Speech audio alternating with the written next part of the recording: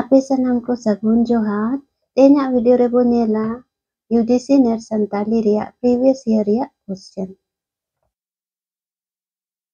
Prothom question re kukli mena Badoli Koinda gayan re Badoli gar ren raja do okoy kana. Nwa kukli re lanai do huyuga Bejnath Singh.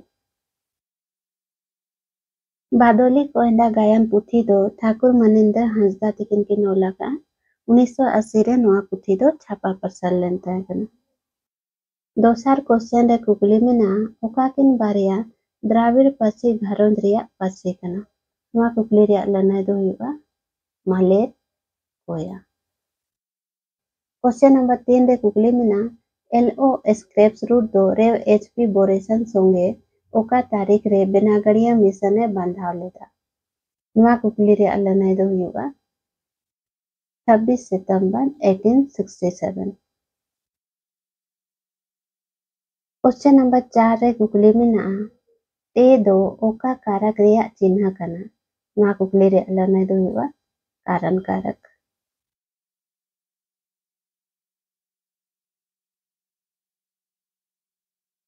Question number 5 रे कुकली मेना पर्सी सानेस रिया Geneva संप्रदाय rain बुनियाद ओकोय दोहो लेदा नवा कुकली रे लनाय दो हुआ Ferdinand रस्यूर। Question number 6 रे कुकली मेना ओकाकिन दो रविंद्रनाथ ठाकुर उपन्यास कना नवा कुकली रे लनाय दो हुआ करुण घरे बाइरे। क्वेश्चन नंबर 7 रे कुकली मेना a culture like an individual is a more or less consistent pattern of thought and action e makan layari do okoya kana nwa kukli re lanai do huwa Manruth Benedict।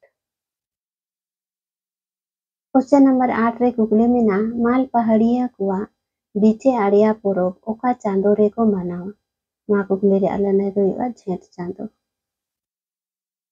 Question number 9 रे कुकली मेना ओकोय किन दो गामाम ओजोय गटा ढीप rain चरित कना किन नवा कुकली रे लनाय दो हुआ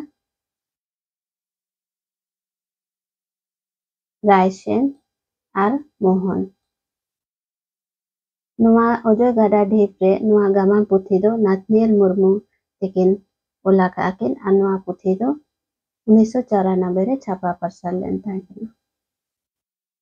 क्वेश्चन नंबर 10 रे कुकली मेना ओका तो मंगल चंद्र सोरेन तुर्कु लुमंग ओला पुथी कना नवा कुकली रे लनाय दो हुआ जोमसिंग बिनते।